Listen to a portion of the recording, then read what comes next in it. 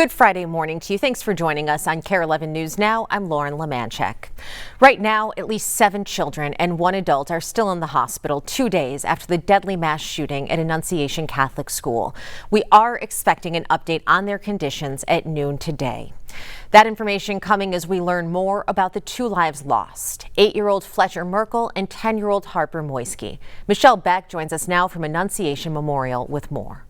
Well, you're right. It is a growing memorial. Even as early as 4:15 this morning, I watched a neighbor cross the street here and go behind me. You're looking at it right now to the memorial outside Annunciation Church. He dropped a bouquet of flowers. And as you can see, there are too many. There are so many bouquets of flowers, too many to count.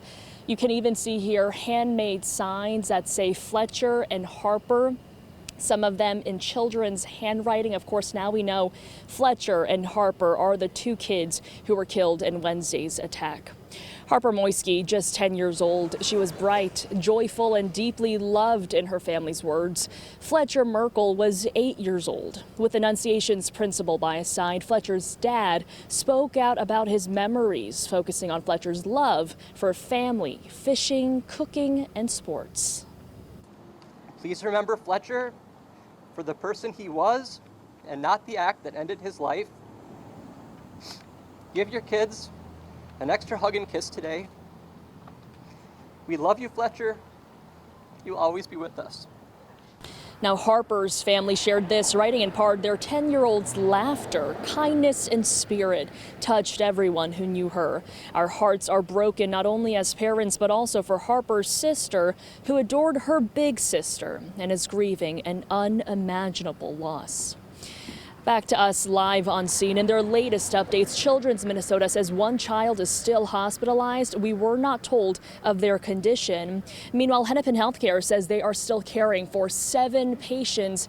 They say that 1 of those patients is a child right now in critical condition. And coming up later at noon, we are expecting another update from Hennepin Healthcare.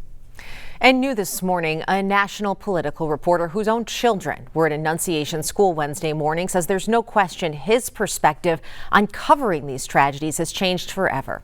Aaron Rupar has developed a huge national following based on his deep political knowledge and extensive experience reporting for national publications.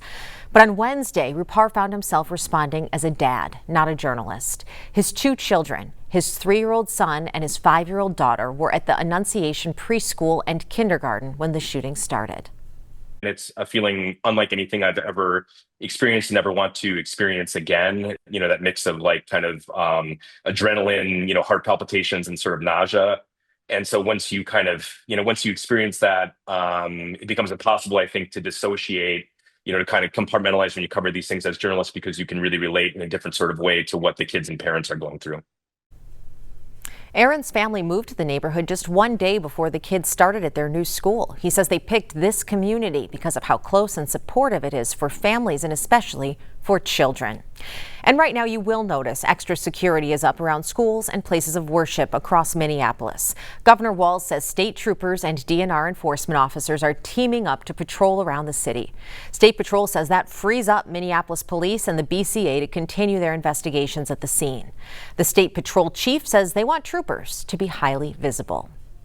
New this morning, neighbors say they want the Annunciation community to see how much they're loved and supported at this time. Representing their love and loyalty for these families with blue and green ribbons, the Annunciation School colors. Crystal Watson and her 4-year-old daughter spent time yesterday tying the ribbons around trees, saying they want the families to feel the support of their community every time they drive down the street. Just that they would feel just this interconnected web of love to just hold them and lift them as they're grieving. You can find homes decorated with these ribbons throughout the community. Crystal says it's a simple way to show support. All you have to do is buy plastic tablecloths at the dollar store and cut them into strips. We're closely following the very latest on the Annunciation Church and School shooting. For that continuing coverage, stay tuned on air, online, and right here on KARE 11+. Turning to other news now, a look from New Orleans, Louisiana this morning, where 20 years ago today, Hurricane Katrina made landfall, leaving behind a massive path of death and destruction. Katrina came ashore near Grand Isle, Louisiana on August 29, 2005 as a Category 3 storm. Storm packed winds of about 125 miles an hour. But Katrina brought heavy downpours that triggered catastrophic flooding in and around New Orleans. The storm surge caused the city's levees to fail. Nearly 1,400 people died during the storm and its aftermath. The government estimates Katrina caused about $125 billion in damages. Heading into flu and COVID season, a major shakeup at the Centers for Disease Control. Health and Human Services Secretary Robert Kennedy Jr. says he fired Director Susan Menarez because she doesn't adhere to President Trump's views. President Trump initially chose her, and she was sworn in July.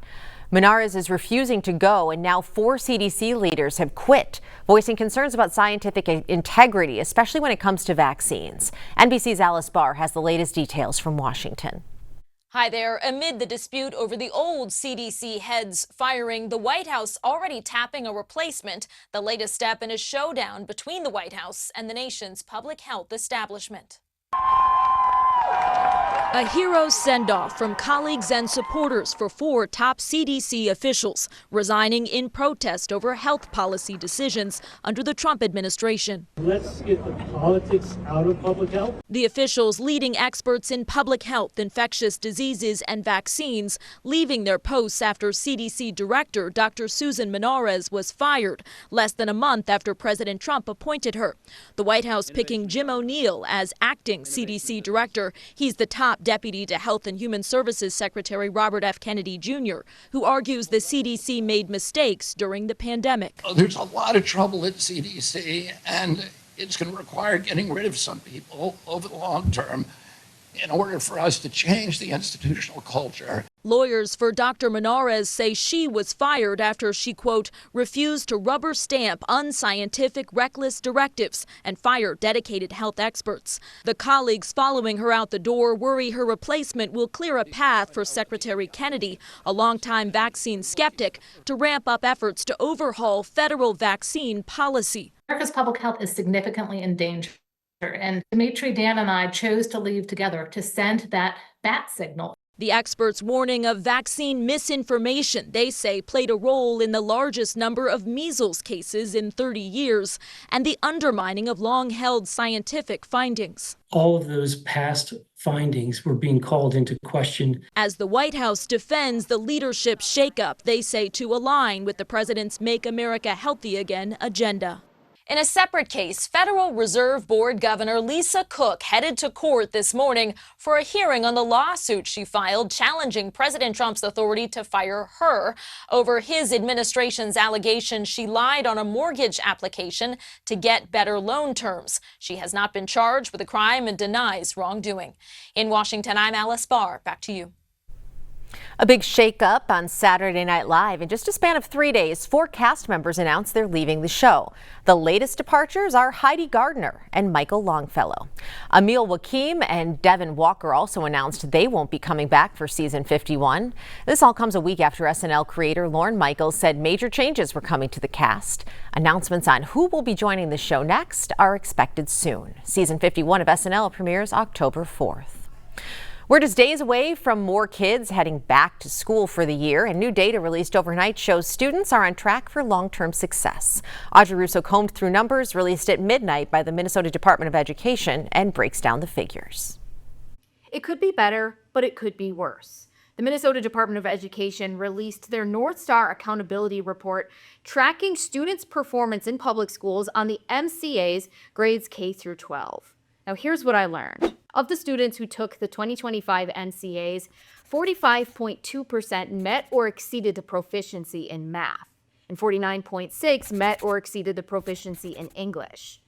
Now, those numbers really haven't budged outside of the percentage point for the last 2 years of data.